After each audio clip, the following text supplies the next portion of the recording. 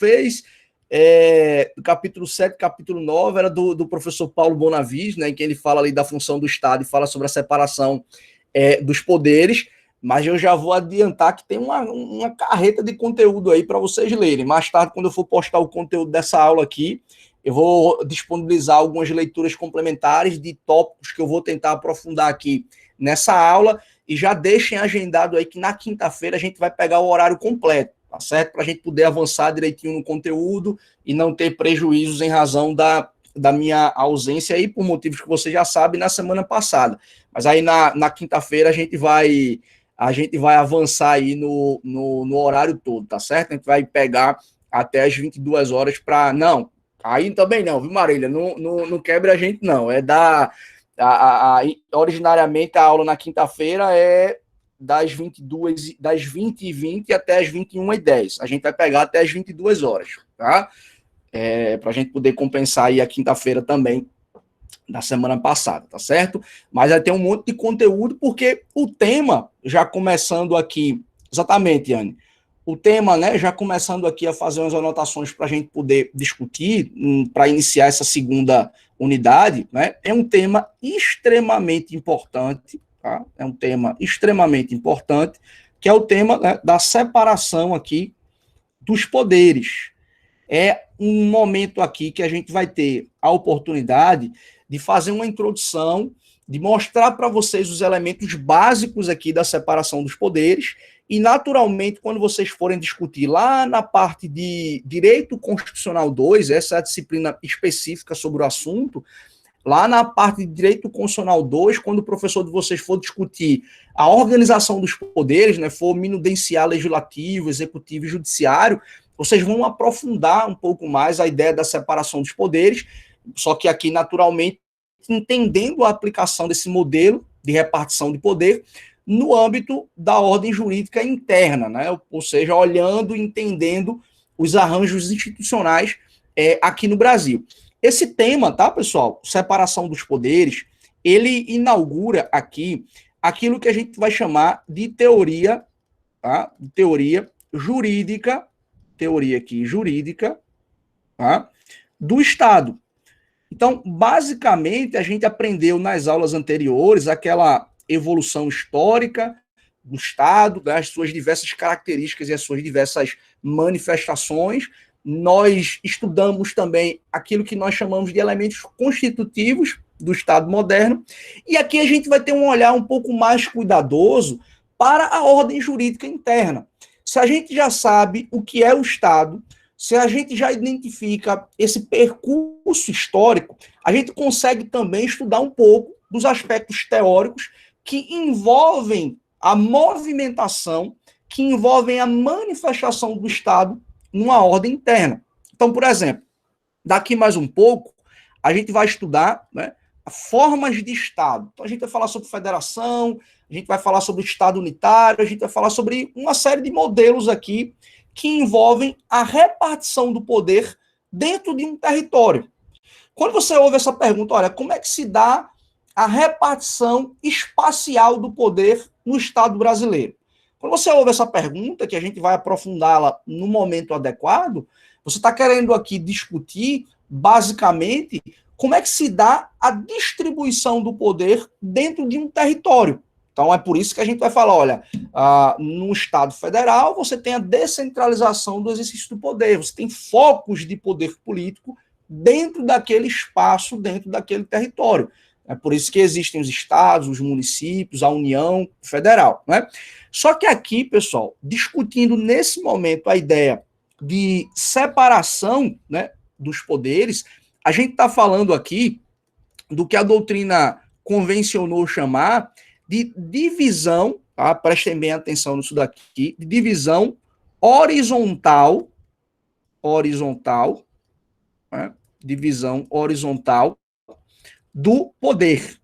Notem aqui, né, você já, mesmo chegando agora no curso, vocês já devem ter ouvido em alguma medida sobre a separação dos poderes. Diariamente você tem uma notícia do Supremo Tribunal Federal em que essa decisão ela é criticada, aí aparece uma crítica, olha, essa decisão aqui do Supremo Tribunal Federal ela violou a separação dos poderes. essa decisão aqui, ou esse ato normativo expedido pelo Poder Executivo violou a separação dos poderes. A gente ouve isso quase que diariamente, né? A gente ouve isso corriqueiramente como um mecanismo, um modo aqui de se apresentar alguma crítica a uma decisão do Supremo, a uma lei que foi aprovada pelo Parlamento, a uma política pública ou a um ato normativo que foi criado pelo Executivo. Então, isso aqui, pessoal, a gente está, na verdade, observando o funcionamento do Legislativo, do Executivo, do Judiciário. E quando a gente está falando desses poderes constituídos, a gente está falando de uma relação aqui horizontal. Né? Não existe hierarquia. Por isso que aqui a expressão que a gente utiliza é divisão horizontal do poder.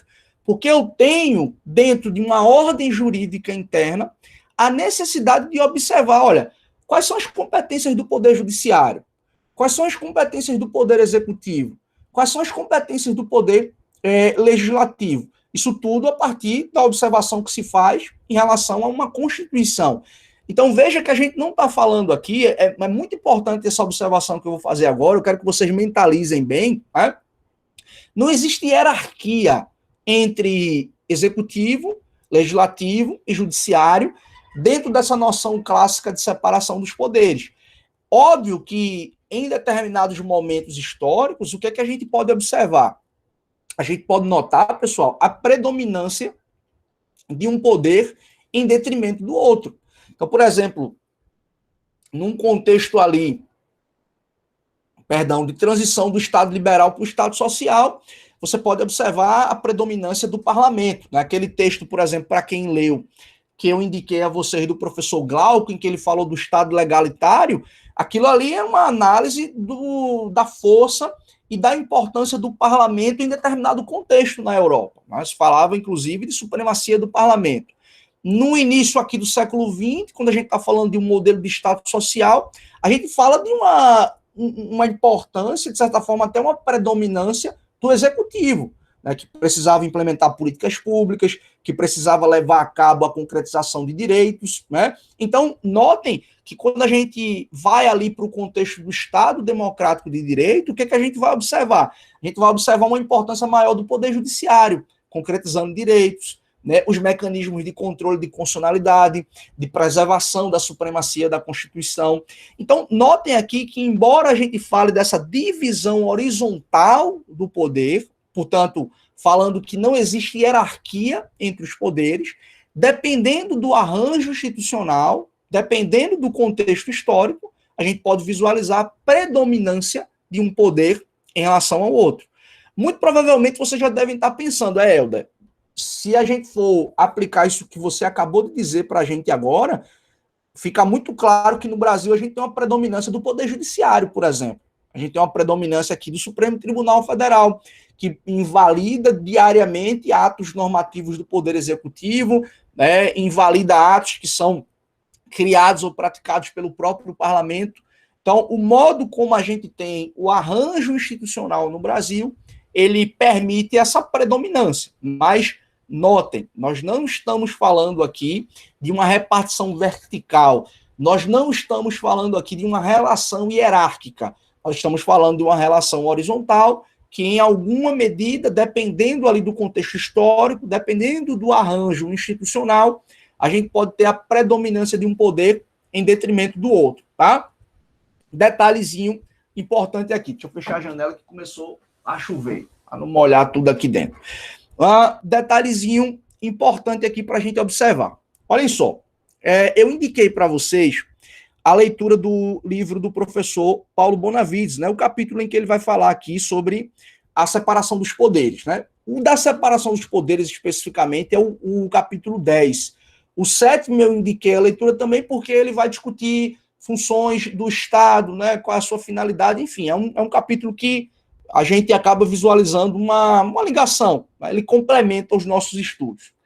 E o professor Paulo fala nesse capítulo 10 também, mas especificamente para quem de repente adotou aí o livro do professor Dalmo de Abreu Dalari, existe até de forma mais clara uma crítica que a doutrina, né, nos últimos, sei lá, meio século, vem fazendo em relação a essa expressão separação dos poderes. Nos últimos, né, anos, a doutrina passou a usar a expressão separação das funções, né? E não usar a expressão separação dos poderes. Por que que isso aqui é importante a gente perceber, né? Essa crítica que a doutrina faz. Porque, notem, quando a gente foi discutir elementos constitutivos aqui do Estado, a gente observou, né, o espaço geográfico, né, a questão territorial, o elemento geográfico, o elemento humano, e nós discutimos também um elemento político, que é a ideia de soberania. Na oportunidade, que foi que a gente aprendeu? Olha, a soberania aqui é a predominância ou o monopólio do exercício do poder dentro de um território. Isso é a acepção interna da soberania. Do ponto de vista externo, a gente está falando aqui de soberania de uma relação de igualdade, né, entre os estados soberanos e etc. Então vejam que dentro de um território, quando a gente começa a falar desse elemento constitutivo aqui do Estado, né, da soberania, a gente está falando de um único poder dentro de um território, né, que é o poder do próprio Estado. Então, tecnicamente, para essa doutrina, né, que considera não usar a expressão separação dos poderes, mas separação das funções, tecnicamente o que você reparte dentro de uma ordem interna não é o poder, porque o poder é uno, o poder é indivisível. O que você vai repartir é o modo como esse poder ele vai ser exercido. E, portanto, a repartição disso aqui, né, é basicamente de funções, de competências. O que é que o judiciário vai fazer? O que é que o legislativo vai fazer? O que é que o judiciário vai fazer? O poder, né, segundo essa doutrina aqui, ele continua sendo uno, ele continua sendo indivisível, inalienável, imprescritível, todas essas características que a doutrina costuma falar sobre soberania, né, sobre o poder existente dentro de uma ordem interna. Então, o que a gente separa aqui, o que a gente divide, na verdade, a gente está dividindo funções, o poder continua sendo uno. Tá? Então, se você perguntar a mim, Helder, na prova, de repente, né, tem muita gente que pergunta isso, o que é que a gente faz? Como é que a gente responde? Olha, eu não tenho absolutamente nenhum problema de você falar de separação dos poderes ou você usar a expressão separação de funções. Vocês vão ouvir isso o tempo todinho. Tá? Tem gente que adota, por birra não adota, mas é basicamente o mais importante disso aqui é você entender a lógica da crítica. Ao menos conhecer a crítica aqui do porquê não se falar separação dos poderes, mas separação de funções, a gente já cumpre a finalidade para você poder identificar esse comportamento aqui dessas teorias, certo? Olhem só. Existe um autor, né, que todas e todos aqui com certeza já ouviram falar, que foi o precursor, né? Na verdade, eu vou mudar a expressão, né, para não incorrer em erro. Ele não é que ele tenha sido o primeiro a falar sobre a separação dos poderes, mas ele foi o primeiro a consolidar nos moldes que a Idade Moderna entendeu a separação dos poderes, que é esse senhor aqui, ó, que vai aparecer na telinha de vocês aí, o famoso Barão de Montesquieu, né, francês de nascimento, mas viajou praticamente o mundo todo, principalmente a Europa, né? Teve contato quando foi para a Inglaterra com as obras de Locke, principalmente a obra de Locke tratando sobre o Tratado do Governo Civil, né? E escreveu uma obra seminal, que é talvez uma das obras mais importantes sobre a filosofia política, a teoria política, né? E Montesquieu, em 1748, publicou essa obra aqui que vocês estão vendo, né? Uma das versões que a gente tem de tradução aqui no Brasil, O Espírito das Leis. Então, essa obra, pessoal, ela foi lançada em 1748, tá? É uma obra muito interessante, para muita gente é um verdadeiro tratado de filosofia política, né? Aqui ele vai falar sobre tudo, vai falar sobre poder político, vai falar sobre organização dos poderes, vai falar sobre políticas públicas, questões agrárias, questões fiduciárias, enfim, é uma obra de fato muito, mas muito importante. E nesse trabalho aqui, O Espírito das Leis, ele expressa, digamos, de modo sistematizado a sua teoria da tripartição dos poderes, né? Ele teoriza essa ideia da separação, dessa divisão horizontal aqui de poder ou de funções, né? Olhem, acabei de falar para vocês que Montesquieu, o Barão de Montesquieu, é francês, né? Andou ali pela Europa, teve contato com as obras de Locke, então observou muito o governo inglês observou muito a configuração do poder político na França, né, no seu estado natal.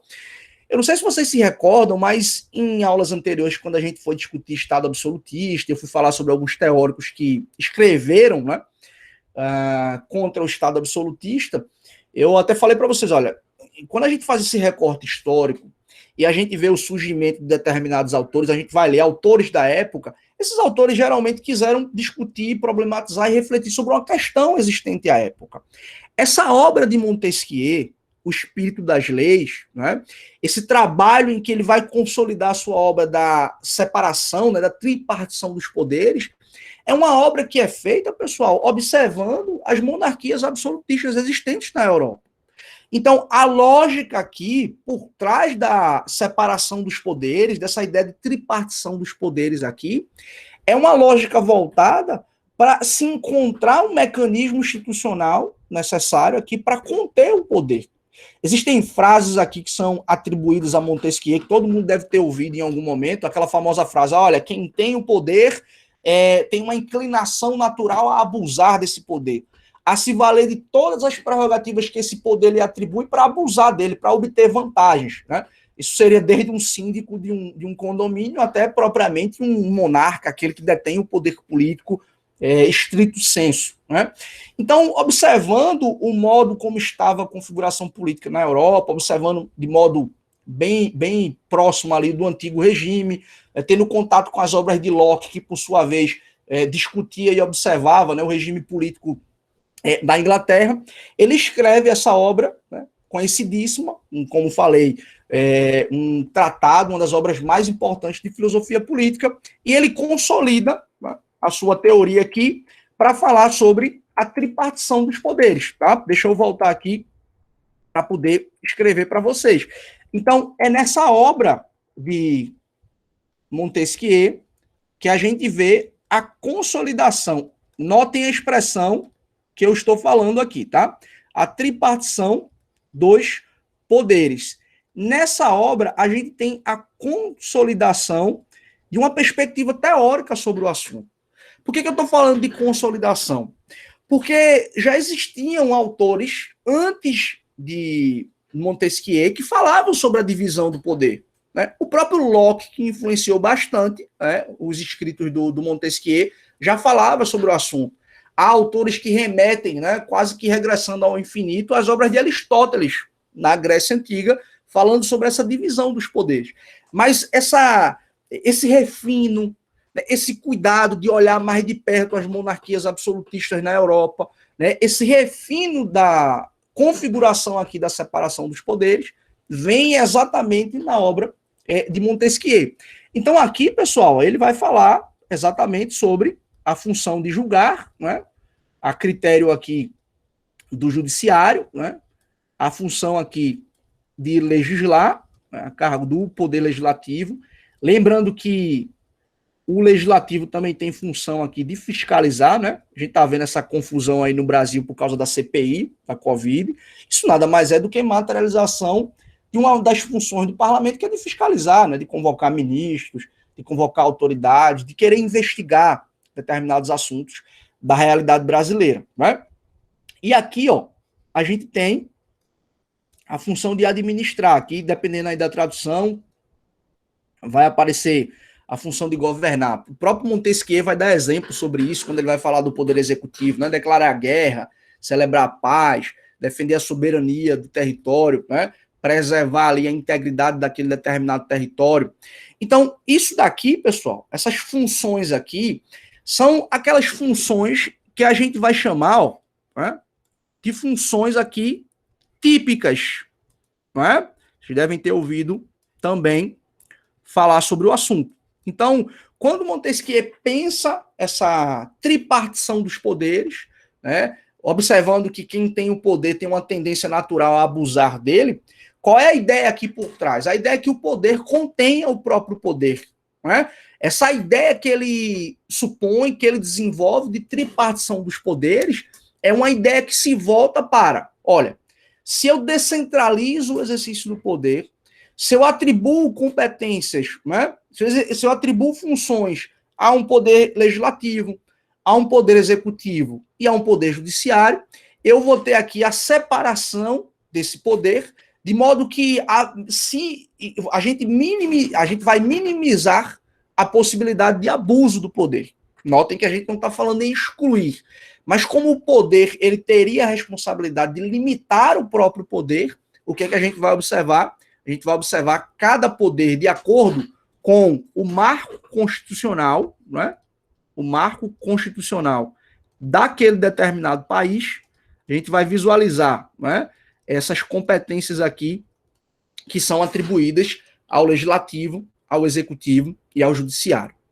Observem que essa ideia de tripartição dos poderes, pessoal, ela foi uma ideia, uma obra que influenciou sobremaneira na Revolução Francesa, nos movimentos revolucionários, né, das revoluções liberais dos Países Baixos, na própria independência dos Estados Unidos. Isso aqui no Brasil a gente teve uma influência também, em alguma medida, né? Existiam muitos teóricos liberais ali no contexto do Império, no contexto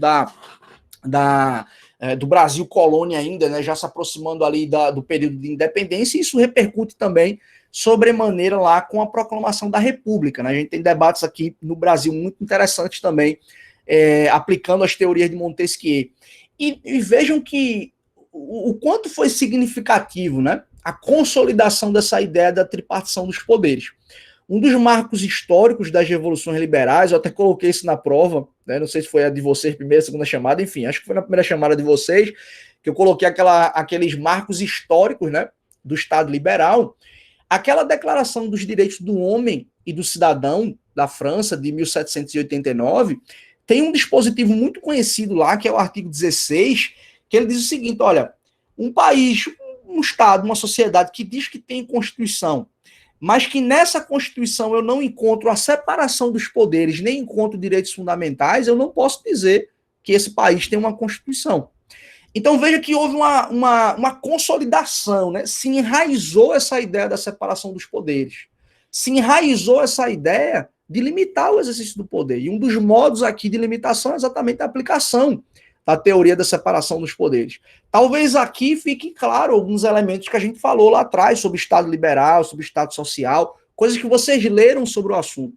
Eu lembro que muita gente citou, né, fez referência à separação dos poderes como uma das características ali do Estado liberal. Mas a gente tem aqui, né, essa obra de 1748 que vai ali influenciar o movimento ali na França, nos Estados Unidos, nos Países Baixos, e aqui no Brasil a gente tem a aplicação dessa teoria também da separação dos poderes, né? Mas aí vejam, não para por aqui. Reitero, tá? Montesquieu não foi o primeiro a falar sobre uma divisão horizontal do poder, mas ele foi o primeiro a dar esse refino, a dar esse toque de genialidade, a apresentar a consolidação de uma teoria observando aquelas monarquias absolutistas na Europa, ok?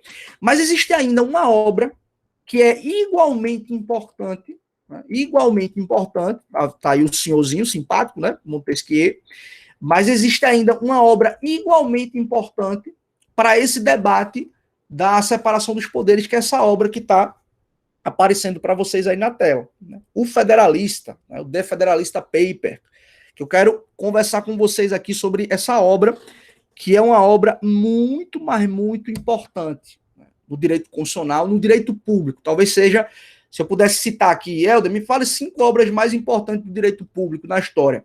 O Federalista estaria no meio. É uma obra aqui, pessoal, de 1787. Tá? Deixa eu contextualizar um pouquinho para vocês entenderem. Essa obra é domínio público, tá? Se você colocar aí no Google Federalista, né? Ou os federalistas, dependendo da tradução, pode vir no plural, você vai provavelmente ser remetido a um link no site da Câmara dos Deputados, que você tem lá livremente essa obra para fazer download. Tem 3 volumes, tá? A tradução que está lá no site da Câmara dos Deputados. O que é importante, tá? Só para você entender aqui o que é essa obra, né? Ela foi escrita por 3 autores aqui, ó. Alexander Hamilton, James Madison e John Jay. Né? São 3 autores aqui dessa obra, O Federalista. Vamos lá, só para vocês entenderem.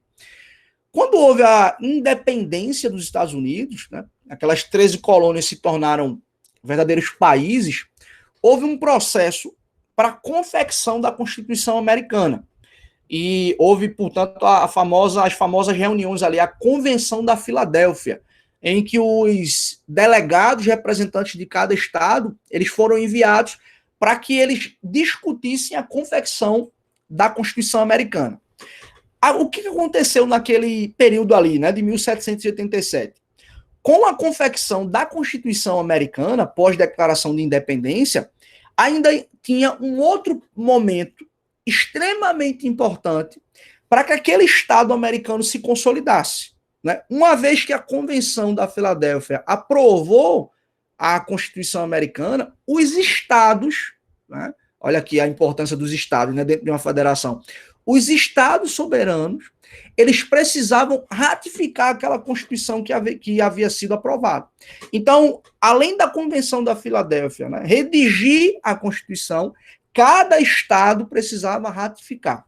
E havia uma dúvida, né? Isso era um momento muito importante. Havia alguns estados que eram mais resistentes em relação àquela Constituição que estava sendo gestada. Havia um cuidado muito grande daqueles estados soberanos não perderem significativas parcelas das suas competências. Havia um risco, olha, não adianta a gente se libertar da coroa britânica e se submeter a um rei aqui, a um poder quase que imperial da União. Então, isso era a mentalidade, né, no contexto ali da Revolução Americana, e que os estados, né, soberanos, os delegados representantes das 13 colônias independentes, tinham em mente, olha, a gente até quer se unir aqui para que a gente tenha um poderio bélico, militar, e resistir a eventuais investidas da coroa britânica ou de outros países que queiram tomar o nosso território, mas a gente não quer se submeter a um pacto que tire competências significativas nossas, e ao invés da gente se submeter a uma coroa, a gente vai se submeter a um poder dentro do nosso território. Então, os delegados, né, esses estados soberanos, essas colônias, elas tiveram um cuidado muito grande em relação a isso daí, a debater a confecção daquela Constituição, mas sem que eles perdessem poderes significativos. E naquele debate, né, de ratificação ou não, a mídia local, principalmente em Nova York, começou a ter um debate muito forte. Se formaram dois grandes blocos, né? Os federalistas, né, que originou essa obra aqui que vocês estão vendo, e os chamados antifederalistas. Essa obra aqui, pessoal, ela é um conjunto de artigos que foram publicados por esses três autores. O John Jay, salvo o melhor juízo, publicou apenas 6 desses artigos. São, né, são centenas aí de artigos sobre o assunto. Mas esse texto, esse livro, ele congrega uma série de artigos que foram publicados à época, pelos Founding Fathers, né, os pais fundadores, defendendo o porquê da Constituição, né, ou a necessidade da Constituição ser aprovada naqueles termos em que a Convenção havia gestado. Então, essa obra você tem textos defendendo o presidencialismo, nessa obra você tem textos defendendo a federação, nessa obra você tem textos defendendo o modelo de controle de constitucionalidade americano. Né? Então, se você quiser entender quais razões levaram à formação daquele modelo de Estado americano, essa obra, O Federalista, ela é uma obra assim, seminal para você entender muita coisa. Você vai estudar poder judiciário, você vai estudar poder legislativo, vai estudar separação dos poderes, vai estudar controle de constitucionalidade, vai estudar federação. Muito provavelmente eu vou passar um artigo, quando a gente for estudar federação, vou passar um artigo desse livro para vocês. Se quer entender esse debate, essa obra ela é de suma importância para vocês entenderem. Aí você pode estar perguntando, Helder, por que você está falando dessa obra, O Federalista?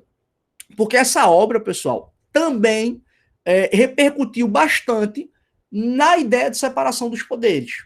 Porque os pais fundadores, tá? Deixa eu voltar aqui na tela em branco para poder anotar, porque os pais fundadores, reitero, tiveram esse cuidado muito grande com a divisão do poder, com a limitação do exercício do poder. Né? Além de uma divisão espacial do poder, adotando a federação, né? Estabelecendo mecanismos de controle de constitucionalidade, havia essa preocupação também da própria separação dos poderes. Né? É por isso que os pais fundadores, eles inauguraram, né, ou, para ser mais preciso, eles aperfeiçoaram a ideia da separação dos poderes, e estabeleceram aquilo que a gente conhece como o modelo check and balance, né? Ou simplesmente mecanismos aqui de freios e contrapesos, né? Check and balances aqui. Deixa eu terminar de escrever para vocês deixarem anotados aí. Isso daqui, pessoal, está intimamente conectado àquilo que a gente chama de mecanismos aqui, ó, de freios e contrapesos, não é? Vejam, Montesquieu falava sobre isso, né? Lembra que eu falei agora há pouco? Olha, é importante que o poder ele contenha o próprio poder. Haja uma limitação do poder através de uma relação entre o executivo, o legislativo e o judiciário, se fiscalizando reciprocamente. Só que isso foi acentuado quando da confecção da Constituição Americana. Os pais fundadores, né, ao estabelecer esses mecanismos aqui, check and balance, né, ou simplesmente mecanismos de freios e contrapesos, eles estabeleceram ou deram uma refinada, deram um aperfeiçoamento nessa relação entre os poderes. Né? Aqui a gente foge um pouquinho daquilo que Montesquieu chamou de separação, né, ou de função típica, ou de uma função típica rígida, né, por assim dizer, que a doutrina sempre usa essa expressão. O legislativo só produz lei e fiscaliza, o judiciário só julga, aplica a lei, pune aquele que descumpre a lei, e o executivo vai ali fazer o quê? Vai apenas administrar, vai apenas cuidar do território, de manutenção da soberania, etc. Isso são as funções típicas. Só que esse aperfeiçoamento da tripartição dos poderes, né, no âmbito da confecção da Constituição Americana, fez com que houvesse a divisão aqui daquilo que a gente conhece até hoje, né, como funções típicas, que Montesquieu, portanto, já falava sobre isso, o judiciário faz isso, o legislativo faz aquilo e o executivo faz aquilo outro, mas os pais fundadores viram também a necessidade do estabelecimento, ó, das chamadas funções atípicas. Ou seja, excepcionalmente, um poder poderia exercer uma competência que é típica de um outro poder. Isso faz parte, pessoal, desse arranjo institucional aqui que os pais fundadores montaram para aperfeiçoar esse mecanismo de fiscalização, essa fiscalização recíproca entre os poderes, os mecanismos de freios e contrapesos. Então, se a gente já sabe aqui, função típica do judiciário, do executivo, né, e do legislativo, você pode citar inúmeros exemplos aqui de funções atípicas. Ah, Helder, o judiciário tem como função típica julgar, mas ele pode legislar? Ora, aqui no Brasil tem um instituto muito conhecido, pessoal, que é a chamada súmula vinculante. Eu vou colocar só a sigla aqui, SV. Né? O que é a súmula vinculante? É um enunciado que o Supremo Tribunal Federal expede, que é uma síntese de um entendimento que a Corte já tem sobre o assunto.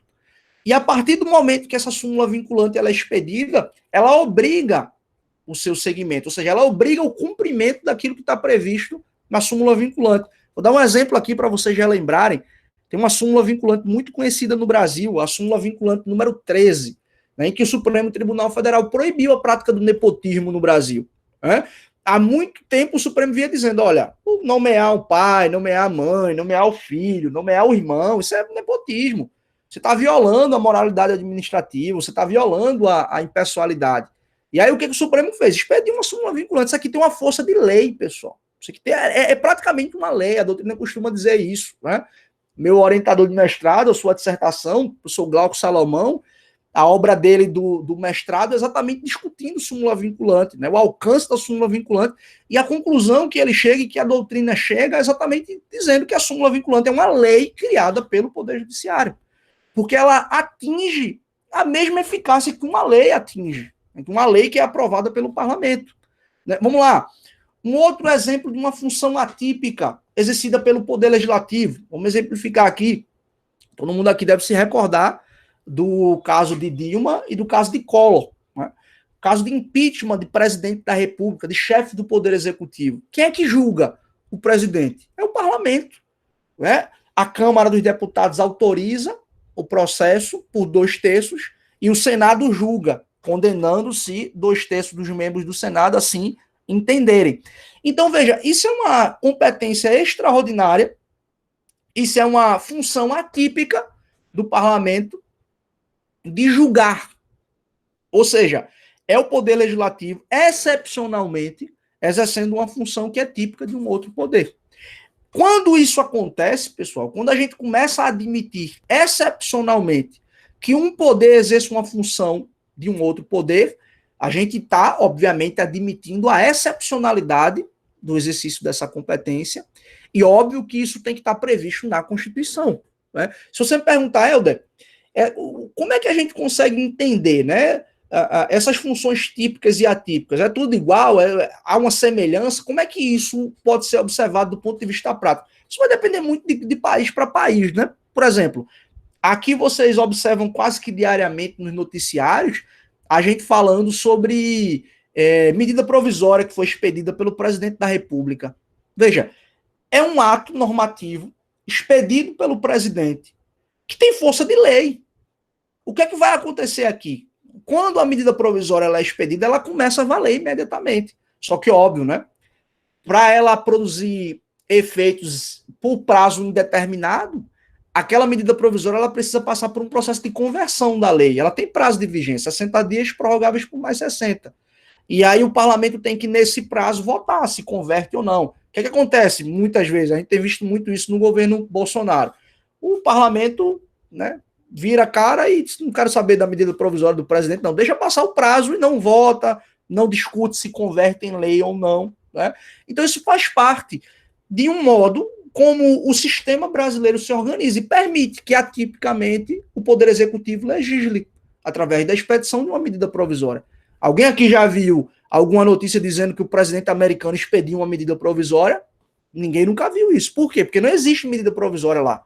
Então, isso é uma peculiaridade do sistema brasileiro. Tem até um elemento histórico, porque medida provisória é um elemento característico dos sistemas parlamentaristas, né? E a Constituição de 88, ela inova, estabelecendo a medida provisória. Até mais ou menos ali, até junho, julho de 88, o Brasil ia ser parlamentarista, viu, pessoal? Quando a Constituição foi para a Comissão de Sistematização, na metade de 88, aí as articulações políticas, né, fizeram com que o Brasil retornasse ao sistema presidencialista, mas estava tudo encaixado, estava tudo caminhando ali para que o Brasil se tornasse um país parlamentarista, né? Tinha muitas questões aí nesse sentido. Mas vejam que essa ideia, né, de funções típicas e atípicas, de mecanismos de freios e contrapesos, vai depender muito do sistema de determinado país, né? Esses mecanismos aqui de freios e contrapesos, dessa fiscalização recíproca que Montesquieu já falava, né, o poder limitando o próprio poder, isso tem muitos elementos aqui ilustrativos. Por exemplo, até coincidentemente um aluno fez até essa pergunta hoje pela manhã, falando sobre nomeação de ministro do Supremo Tribunal Federal. Ele perguntou se era efetiva a sabatina que é feita aqui no Senado. O modelo brasileiro ele é inspirado no modelo americano. Né? Quando o presidente vai indicar um nome para ser justice lá na Suprema Corte americana, ele faz a indicação, aquele nome passa por uma sabatina no Senado. É igualzinho aqui no Brasil. O presidente indica, passa por uma sabatina no Senado, se o Senado aprova, o presidente vai fazer a nomeação. Só que óbvio que, e aqui não é viralatismo não, tá, pessoal? Vocês me conhecem, sabem o quanto eu valorizo nossa história, nossa cultura, essa perspectiva, né, de olhar para a gente e se preocupar menos em olhar para fora, né? A gente tem uma riqueza aqui teórica, histórica, etc. Mas é claro que o modelo da gente não funciona. A gente tem uma inspiração americana, a gente reproduziu o modelo americano desde a Constituição Republicana de 1891, mas a sabatina da gente aqui é pro forma, né?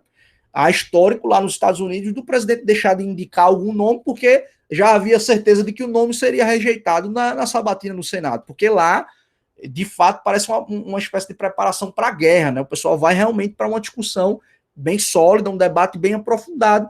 Mas isso aí é o quê? É uma inspiração. O modelo americano, ele, né, serviu de base para a gente poder adotar ali com a Constituição Republicana de 1891. Mas esses mecanismos aqui de freios e contrapesos, né, esse check and balance, essa relação aqui recíproca, isso vai depender muito de cada país, né? Se vocês observarem, abra aí o artigo 2º do texto constitucional. Se alguém quiser colocar e copiar e colocar no chat aqui, vocês vão ver. falando lá, né? Que a nossa república ela é composta pela união indissolúvel, no artigo 1º, né, união indissolúvel dos estados, municípios e Distrito Federal, e no artigo 2 fala sobre a independência e a harmonia dos poderes, né? Poder executivo, legislativo e judiciário se relacionam de modo independente e harmônico. Na próxima aula eu vou falar um pouquinho mais sobre essa característica, né, da independência, da especialização funcional e da independência orgânica, mas o texto deixa bem claro aqui que a gente está adotando esse mecanismo de freios e contrapesos, esse mecanismo de relação recíproca entre os poderes, né? Então você tem aqui o parlamento aprovando o nome para a Suprema Corte, a Suprema Corte podendo invalidar, né, os nomes aqui, ou decisões ou atos normativos do Legislativo ou do Executivo.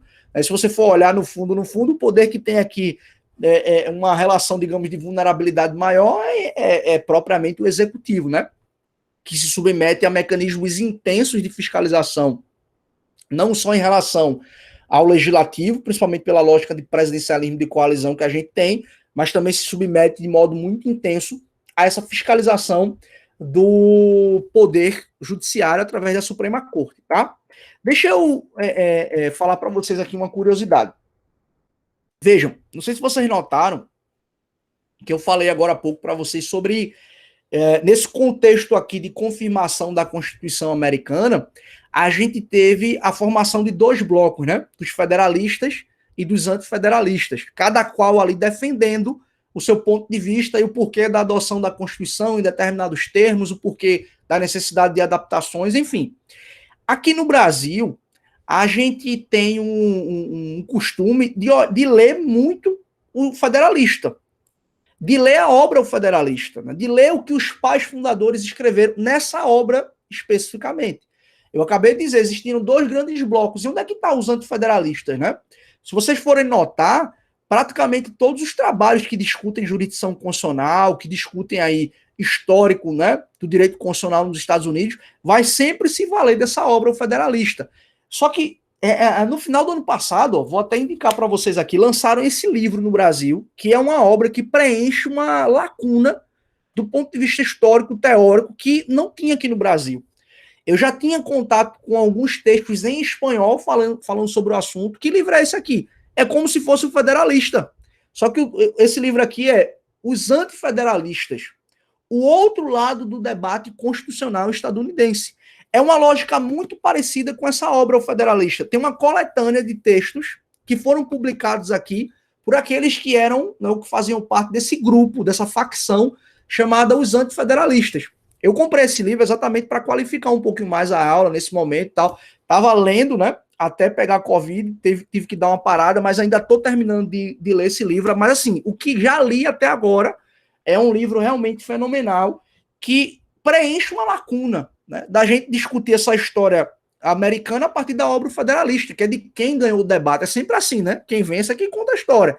A Constituição ela foi adotada a partir do modelo defendido pelos federalistas, e aqueles que, em tese, perderam o debate ficaram um pouco esquecidos na história. Mas a gente aqui no Brasil não teve a cultura de discutir um pouco esse outro lado, né? Reitero, tem uma literatura em espanhol, né, de autores argentinos, de autores colombianos e de autores espanhóis também, que deram essa atenção aos antifederalistas, e poucos artigos aqui no Brasil.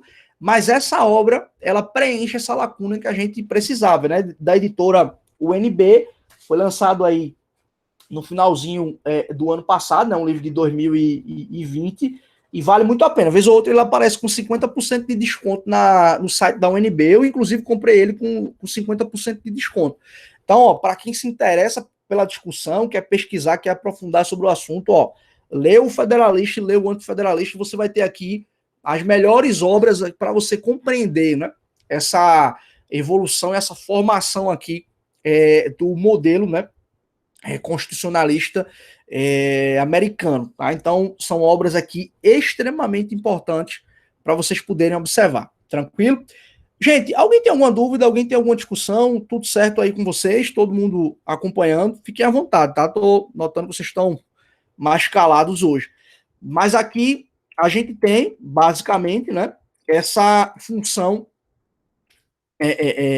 dentro dessa lógica da separação dos poderes, tanto o marco teórico de Montesquieu, quanto esse aperfeiçoamento à separação dos poderes na obra de O Federalista, né? O quanto os pais fundadores trataram aqui sobre o assunto. Deixa eu colocar novamente aqui um texto, uma tela em branco, só para a gente consolidar essas informações aqui da separação dos poderes, para não ficar muito confuso aí na nossa cabeça, tá? O que é que a gente precisa observar aqui? Então, tá aparecendo aí a telinha em branco. Então, porque iniciei a aula no celular usando 3G, porque a energia do bairro falhou. Eita, bronca aí de energia, né? Mas olhem só, o que é que a gente precisa observar aqui, tá? Dentro dessa lógica da separação dos poderes, a gente vai ter aqui funções, né? E existem aqui as funções típicas, né? Existem aqui as funções típicas e existem aqui as funções atípicas, né? Via de regra, o que é que a gente tem? Cada poder aí vai exercer tipicamente, dentro do marco constitucional, a sua função, tá? Então, eu tenho aqui o judiciário, que vai ter a sua função típica de julgar, não é isso? A gente vai ter aqui o legislativo, ok? Que também vai ter a sua função típica, que são duas. Eu não quero que vocês não podem esquecer isso daqui, tá? O parlamento tem duas funções típicas. Ele tanto produz a lei, né, quanto ele fiscaliza. Né? Fiscaliza o administrador público, fiscaliza o judiciário. Né? Então, isso é função típica do parlamento. E também, ó, o poder executivo, né, o poder executivo aqui, ele também vai, né, ter a sua função típica de governar, de administrar a coisa pública. Né? Excepcionalmente, de acordo com a previsão constitucional, você pode ter aqui também os poderes, ó, exercendo atipicamente uma competência que não é sua. Então, por exemplo, o Poder Judiciário, ele pode sim, né, legislar, aqui ele vai legislar. Então, já dei o exemplo para vocês da súmula vinculante. E o Poder Judiciário aqui também, pessoal, ele vai administrar, ele vai governar, né? Então, por exemplo, amanhã ou depois, tenho certeza que vão sair servidores e servidores públicos aqui do Poder Judiciário. Vão fazer um concurso público para técnico, para analista, para oficial, para magistrado, para magistrada.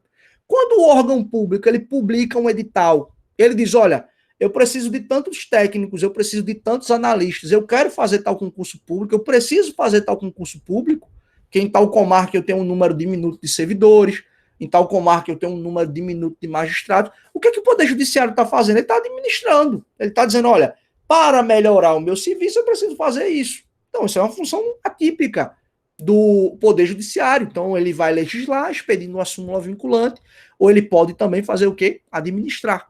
Não é?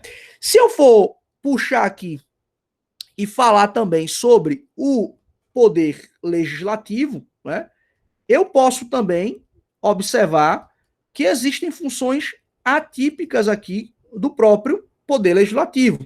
Então, por exemplo, o Legislativo vai julgar? Ele pode julgar sim. Né? Então, ele vai poder julgar. Eu já dei o exemplo aqui para vocês, no caso de impeachment, por exemplo. Né? Então, excepcionalmente, o parlamento recebe essa competência para julgar o chefe do Poder Executivo. A gente fala pouco no Brasil, mas a lei do impeachment admite também que o ministro do Supremo Tribunal Federal sofra um processo de natureza político-administrativa. Diferentemente, né, do presidente, que tem essa atuação dupla aqui, a Câmara autoriza e o Senado julga. No caso do ministro do Supremo Tribunal Federal, o Senado é quem admite a denúncia e o Senado é quem julga. Não tem participação da Câmara dos Deputados. Mas isso é uma peculiaridade do sistema da gente, né? Admitir aqui o julgamento de um ministro do Supremo Tribunal Federal. Então, o Legislativo faz isso. A gente tem também a própria ideia. O mesmo exemplo, tá? O mesmo exemplo que eu usei aqui do Judiciário se aplica ao Poder Legislativo. Amanhã ou depois, você vai fazer um concurso aí para a Câmara Municipal, para a Assembleia Legislativa, para a Câmara dos Deputados, para o Senado Federal, e você vai sempre observar que quando um edital é publicado no âmbito do Poder Legislativo, é a administração da coisa pública. Olha, eu preciso de tantos consultores, eu preciso de tantos analistas, né, eu preciso de procuradores de legislativos. Isso é a administração da coisa pública, tá? E se a gente for observar aqui, opa, deixa eu apagar para não ficar com a coloração diferente. Se a gente for observar aqui, não é?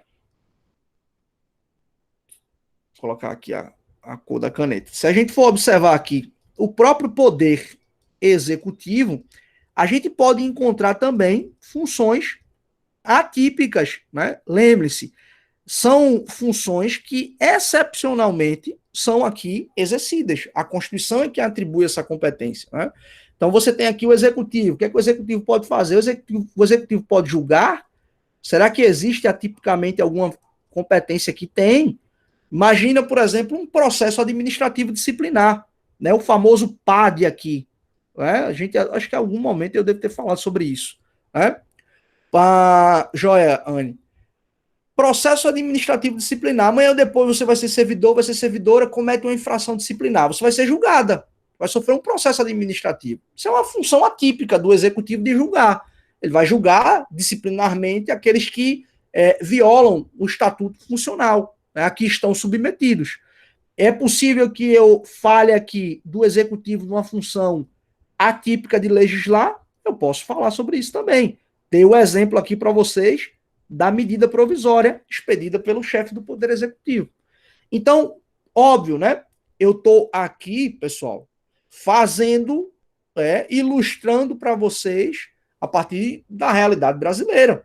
Mas você pode ter, olhando para a realidade americana, você pode ter outros mecanismos aqui. Isso aqui tudo faz parte da ideia de check and balances, né, de uma relação independente e harmônica entre os poderes, desses mecanismos aqui de freios e contrapesos que existem para tentar balancear, para tentar impedir que alguém abuse do poder. Né? Reitero aqui o que Montesquieu já falava.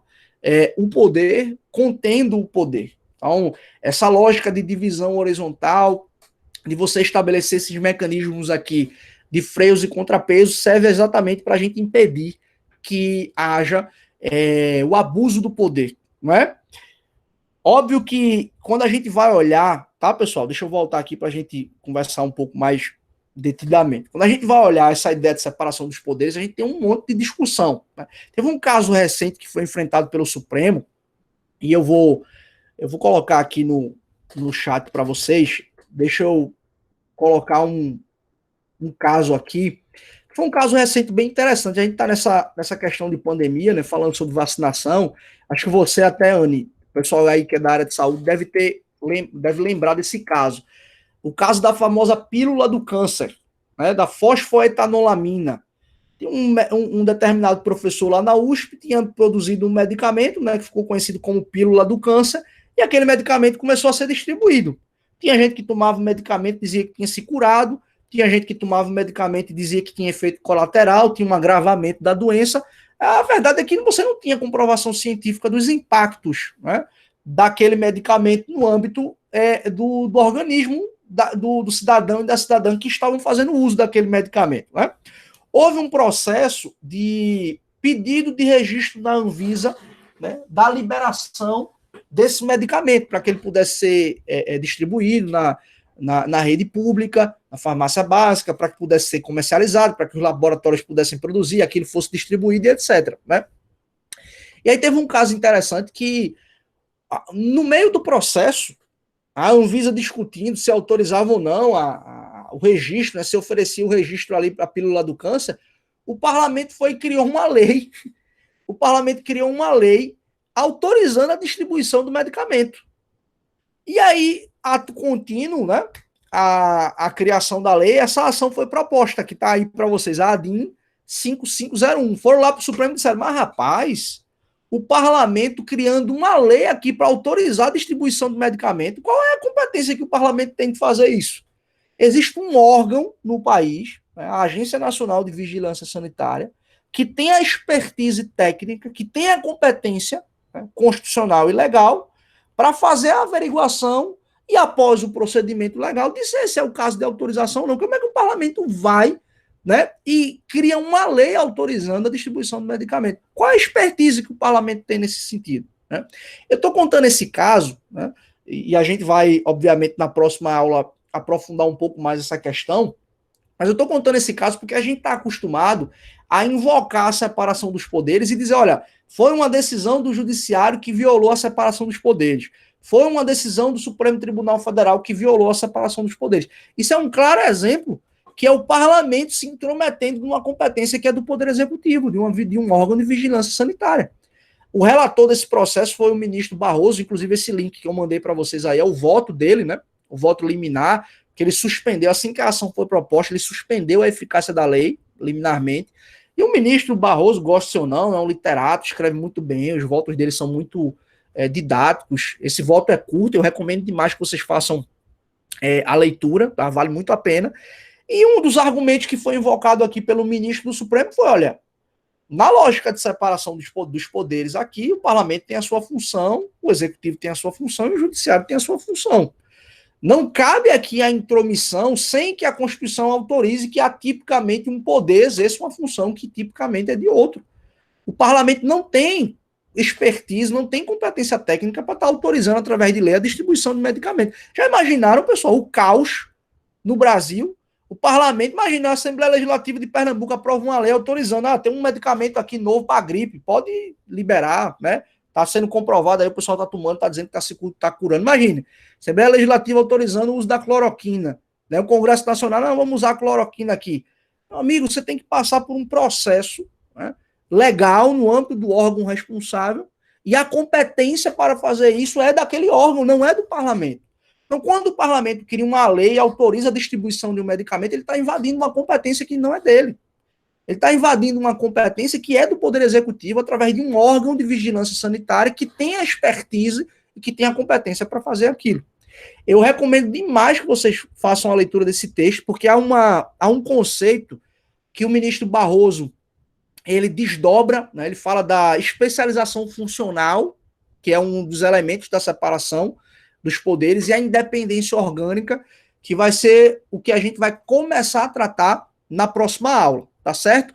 Vejam, eu estou dando esse panorama para vocês aqui da separação dos poderes, mas na obra do Montesquieu, por exemplo, ele vai aprofundar, ele vai dizer, por exemplo, para mim, qual é o melhor modelo de parlamento, né? Ele vai discutir a Câmara Alta, a Câmara Baixa, ele vai discutir um bicameralismo aqui, ele vai fazer as digressões, ele vai discutir, ele vai refletir sobre as funções, né, de modo mais detalhado do judiciário, de modo mais detalhado do executivo, do próprio parlamento. Né? E reitero, isso quando vocês forem estudar a disciplina de Direito Constitucional 2 aqui na instituição, quando forem tratar sobre a organização dos poderes, vocês vão necessariamente ter que aprofundar os estudos sobre o assunto.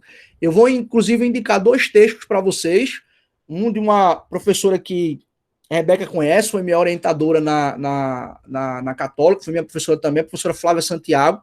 Ela tem um texto muito bom em que ela discute o poder judiciário na obra de Montesquieu. Então, ela, dentro dessa dinâmica aqui de separação dos poderes, ela é uma das grandes especialistas no Brasil. Vou colocar tudo lá. Mais tarde, quando eu for postar a aula, eu disponibilizo para vocês. Ela discute muito bem essa questão da separação dos poderes, e ela escreveu um texto quando ela era professora da ESO, dessa disciplina, inclusive, de Direito Constitucional e de Teoria do Estado. Ela escreveu um texto falando sobre o poder judiciário na obra de Montesquieu. Então, vale muito a pena, porque você tem aí a verticalização de determinados pontos, que às vezes a gente não consegue aqui tratar sobre o assunto. Mas na próxima aula, a gente vai continuar discutindo separação dos poderes, né? E a gente vai falar um pouquinho sobre essa questão da especialização funcional. Vou trazer outros casos aqui para a gente poder discutir dentro dessa dinâmica de violação, a separação dos poderes, etc. E aí a gente vai aprofundar um pouquinho mais, tá? Eu recomendo aí que vocês façam a leitura desse voto aí do ministro Barroso também. Mais tarde eu vou colocar lá no grupo de vocês, tá? Com as indicações aí complementares de leitura. Alguém tem alguma dúvida? Alguém tem algum questionamento? Alguém tem alguma colocação? Tudo certo? Tudo tranquilo? Então, eu vou parar de gravar aqui para a gente poder fazer a nossa chamada e cumprir os nossos protocolos, tá certo?